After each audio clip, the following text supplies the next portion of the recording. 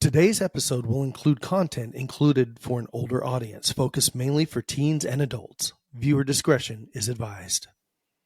Also, if you or a loved one has had extreme depression and possible thoughts of suicide, please call the National Crisis Help Lifeline at 988. Hey, y'all, welcome back to our channel. If you're new here, this is Joe and Jay Outspoken. Remember to follow all of our platforms, and you can find them by going to Linktree/Joe and Jay Outspoken. Today's show is for Tuesday, May 7th. I'm Jay, and Joe is taking a well-deserved day off. So today's episode is about social media and its influence today on our youth and everybody in between. So we're going to cover some topics that may be a little uncomfortable for folks. So definitely, buckle in. If this is not something you want to listen to, we totally understand, but we felt it was something that was really important and needed to get out there. And here we go.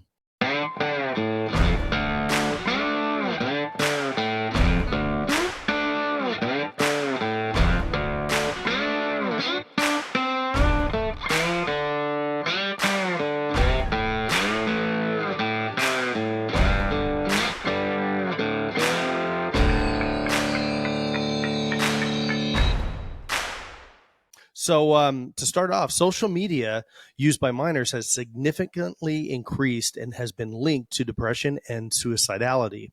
Simultaneously, age-adjusted suicide rates have steadily increased over the past decade in the United States, with suicide being the second most common cause of death in youth. So now, when you really think about it, this is something that is extremely disturbing. We have a pandemic of issues, right, going on. And this is in the United States, but we have this going throughout the world.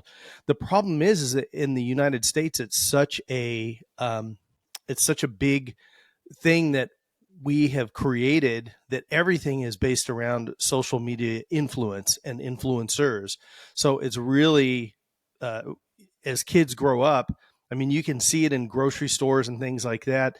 The parents have the kid is crying or acting up, not, being exactly like they want. And what's the first thing they do? They hand them their phone, they hand them an iPad, and it keeps them busy. And what are they doing? There used to be these platforms that would do like games and things for the kids that were very educational and really good for them. And unfortunately, now it's more like, YouTube and all these kind of things. So it's one of those topics that we really wanted to make sure that we got out there and let parents and folks know that there's a reason that these people are called influencers, right, that are on social media. It's because they actually do influence a specific brainwave activity for folks. So definitely make sure that if you're letting your kids do all this kind of stuff, that you're understanding what they're watching and everything. And this includes stuff like Netflix and all those kind of things. But this is really, today is focused mainly on regular social media stuff. So to move on, so the increase in suicide rate parallels the simultaneous increase in social media use. All right. So in addition, the rate of non-suicidal self-injury ranges between 14 and 21% amongst young people. Evidence suggests that self-harming youth is more active on online social networks than youth who do not engage in self-harm behavior. So, there's a lot of parents out there that do not allow their children to get on social media obviously at a young age, and even, getting into high school years and such. And, I think back, there was a good friend of mine in school, and we were all blown away because we would, everybody'd go to each other's houses once in a while to hang out. And we went over to his house one time, and we were looking around, and we're like, where's your guy? Did somebody rob your guys' house? Because they didn't have a TV. And it kind of blew all of us away. We're like, why don't you guys have a TV in here? And he was like, yeah, my parents don't believe in us having television or anything. Well, here's the really crazy thing. He graduated number 4 in our class, our senior year. And there was a reason for that, because he wasn't bogged down by worrying about watching, Saturday morning cartoons or whatever else was being pitched at you by, at that time's, social media, which was the giant one-eyed tube that we had. So there is something to be said about, keeping, you've got an entire life that you can watch all the reruns you want of Knight Rider or whatever, Friends, or, whatever the current thing is. Um, make sure that you're spending the time in your youth in the early days to get a good education and learn the things you need to learn in the world. In the past 10 years, social media used by minors has risen significantly due to an increase in smartphone usage, with 24% of adolescents reporting being continuously connected to the internet, and half of the adolescents reported being addicted to their phone. Now, I used to work with a guy, and he said the next generation, we're going to call them bent heads. And I was like, bent heads? What does that mean? He said, because everybody's going to be like this because they're always looking down at their phones. And this is far enough back when we still had Blackberries. So, the click, click, click and the little roller ball in the middle, and everybody was constantly doing that. That was more of a thumb thing back then. Now everybody uses all their fingers to on bigger smartphones and such now. But it's really, he was right. I mean, and this was like, gosh, I don't know, 15 years ago or something when he said that. And it's sad to think that, when you're out, the next time you're out at a restaurant or anything like that, look around at the families and such, and see them not interacting, and all of them looking down on their phone. And the crazy thing is to watch people that are on their phones sitting across from each other, and they're actually texting each other memes. They're sending memes and stuff like that back and forth. So it's just it's crazy how far we are so connected, we have become disconnected. So nearly 81% of American teenagers use online social media, and a survey conducted by the Pew Research Center in 2014 to 2015. So imagine, this is quite a while ago. 2014 to 2015 found that 71% of adolescents reported using Facebook, making it the most popular social networking website in America, followed by Instagram, Snapchat, Twitter, Google+, Vine, and Tumblr. Of course, now we have TikTok, and that was launched in 2016. Obviously after this study was even completed.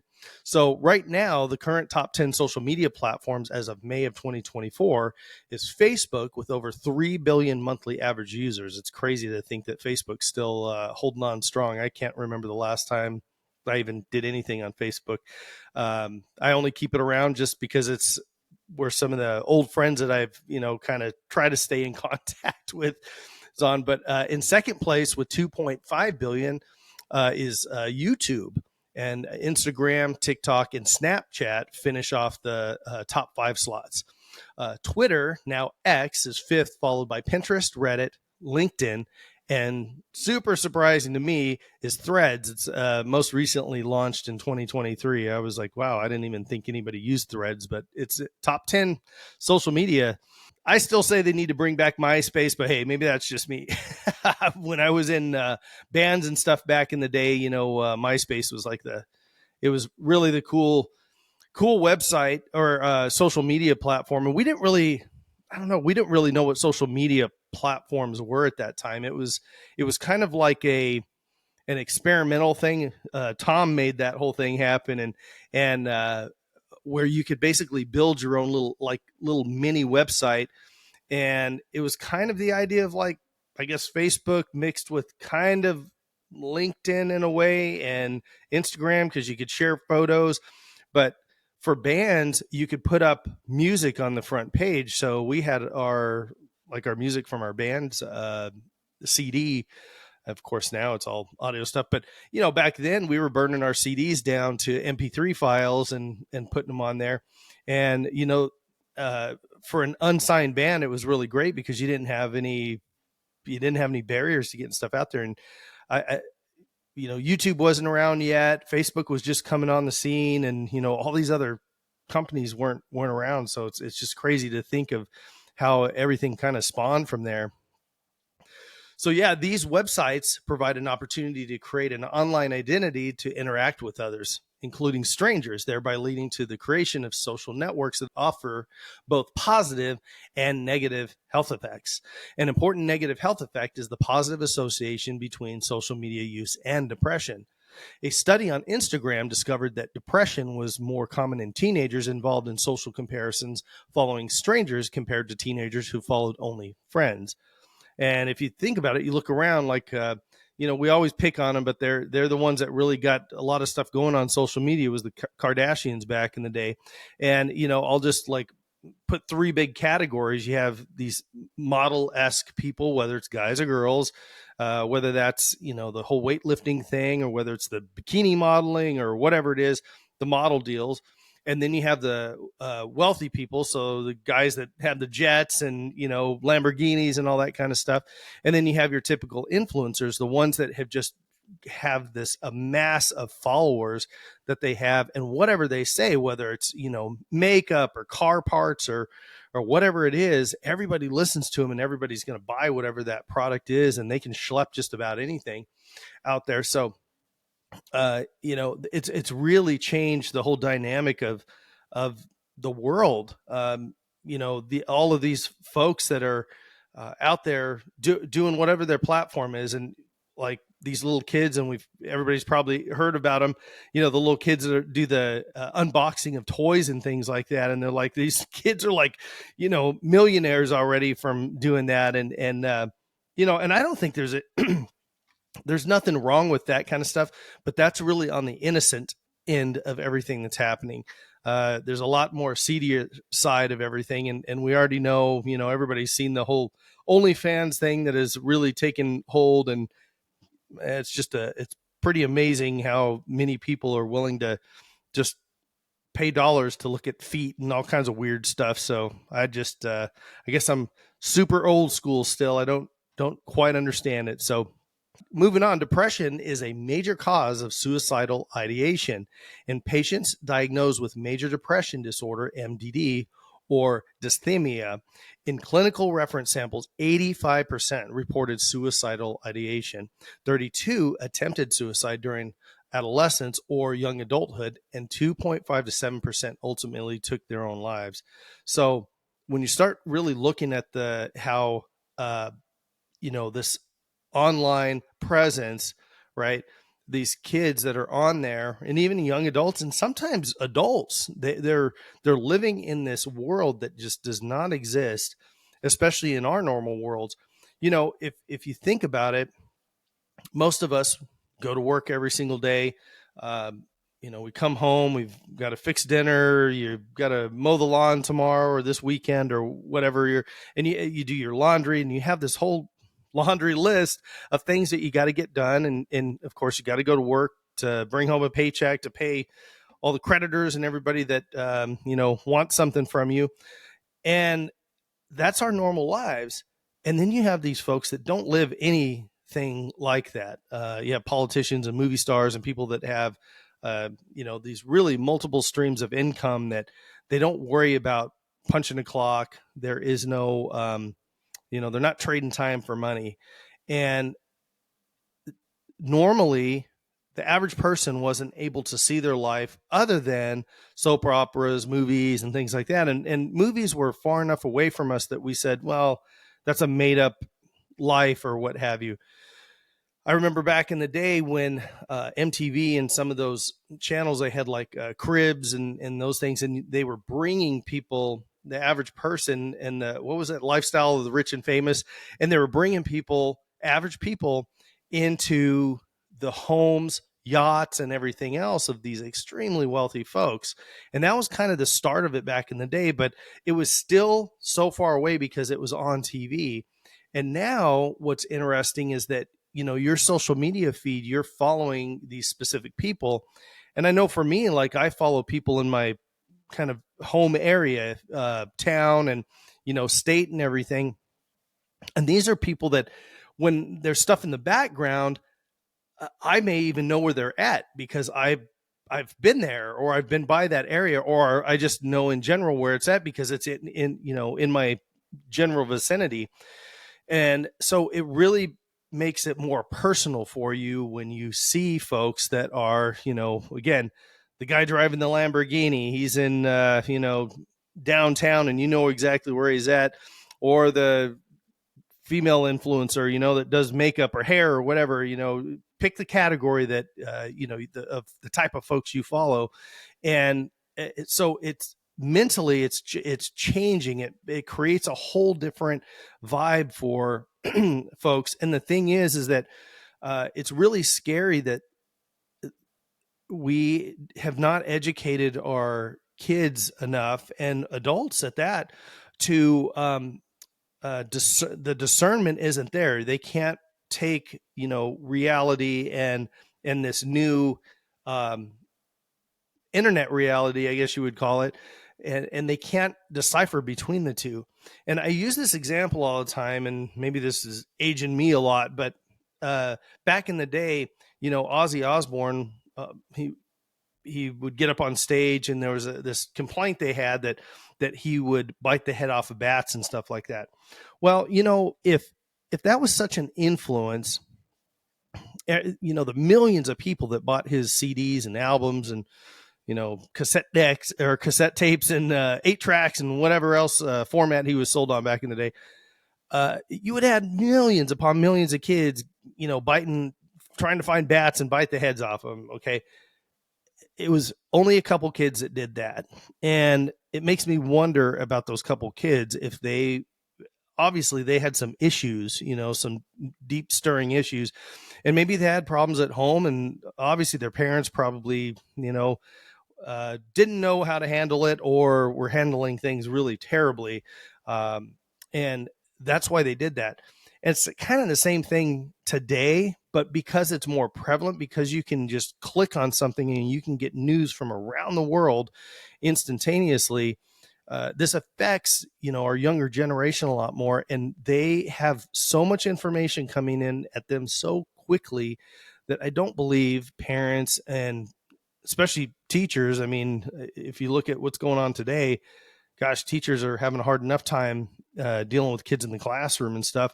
And then half the time, some of the teachers, they're, spinning their wheels on stuff that has nothing to do with educating kids. It has to do with, social platforms and things like that have no business being in schools at this time.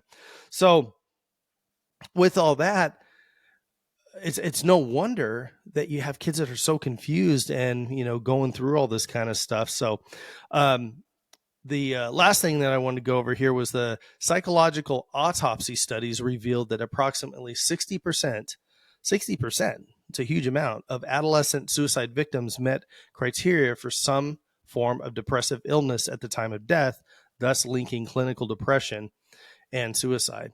So it's no question that most people that commit self-eradication are depressed in one way or another. And why has the rates of depression went up? Why has it skyrocketed so much? And why have we had so many issues with younger kids and these kind of having issues in school and at home, and lashing out more, and I mean, you look in the streets today. I mean, a lot of these kids in the college campuses and stuff right now, and I know they really want to feel like they're doing something good. We've got these kids in the colleges right now. They're protesting for Palestine and all that kind of stuff. And I get it. They want to have a cause. I was, when I was a kid, I wanted to have a cause that I was a part of or what have you. And the thing is that, a cause here at home makes sense. A cause halfway around the world doesn't make a lot of sense. The fact that you're going to try to get influence political, stuff that's happened halfway around the world, it's really tough to think that we're going to have any kind of influence in that. It'd be the same thing if, us and Canada got in a scuffle and people in the European Union were, rioting in the streets saying the United States and Canada need to knock it off. It's like, we would tell them to take a hike because, this is our business and they need to stay out of it. And that's part of the whole thing. One of the reasons that we're in a lot of that stuff is because we've stuck our nose in it too much already. So, those countries are either going to figure it out, or they're going to do what they've been doing for the last 2,000 years and just keep fighting, because that's what they've always done. You can look at it historically. There's never been peace over there. So, but anyways, this is going to be a little bit shorter episode than normal. I don't have Joe here to kind of bounce things off of. So I did want to get some information to you guys and share with you some, statistics and numbers and things like that. And all these did come from reliable sources and everything. I'll put everything up on the screen. So we really appreciate you guys showing up. And, if you're new here, please subscribe. And if you like the video, if you don't like the video, that's cool too. We do this every single Tuesday. And then mid-month Wednesdays, we have Outspoken Men's Edition. And we have a good episode coming up this next Wednesday, I believe. Yeah, next Wednesday. So anyhow, you guys take care of one another. Like Joe would say, do better, be better. And as always, God bless America.